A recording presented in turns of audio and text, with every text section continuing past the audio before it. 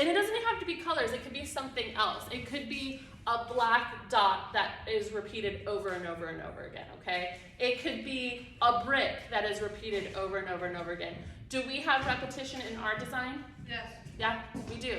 We have repetition evident in multiple places, not just the bricks. Where else do you see repetition in our design for Into the Woods Junior? The trees.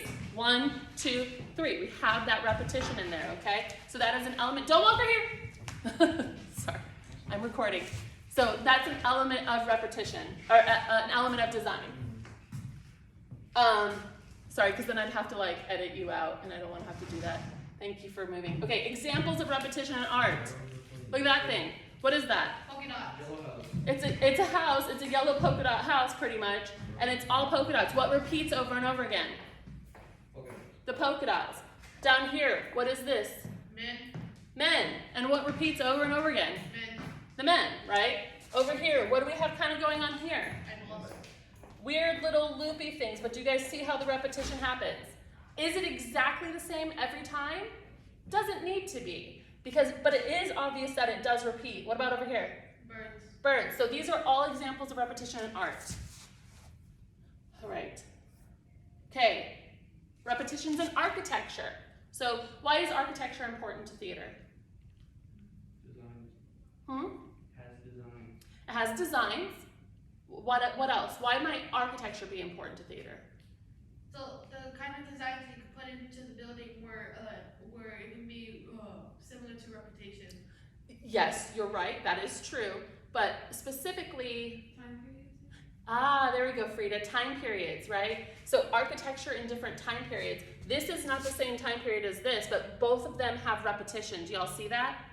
This one has like that honeycomb. This one has the arches, okay? This is a different time period. This is a different time period. But all of these have repetition. Even this one does. Do y'all see how it repeats over and over again? All right.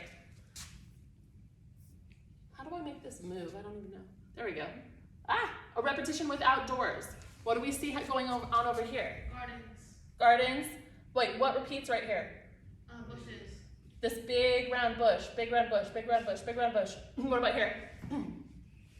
Wings. Yeah, the arches. What about here? We're not sure what that is. Okay, you can see. Let me zoom in. Is that better? Trees. The trees repeat. What about these things right here? The square. Yeah. So now the reason I'm showing you this is, do we ever have things set outside in theater? Yes. Yes, we do. Look around you. Look at our set. Where is it set? Is it inside? Are we indoors in there? No, we're not. But also, I wanted you guys to make the connection that the design elements that we're learning about, the principles of design, are not just for theater. They're for everything. Everywhere around in your world. Anyone who makes something or designs something is using different elements that we're learning about. So the first one is repetition. Everyone say repetition. Repetition. Say it again. Repetition. Okay, what's the first one? Repetition. Alexis is the only one that knows. All right, what's the first one again? Repetition. What's the first one? Repetition. Oh, thank you. Okay, good. All right, next slide. Like, hypothetically, it should move to this way. I took a picture. What'd I do? There you go. Next slide. There we go. How does it go to the next one? Let me stop my video for a second.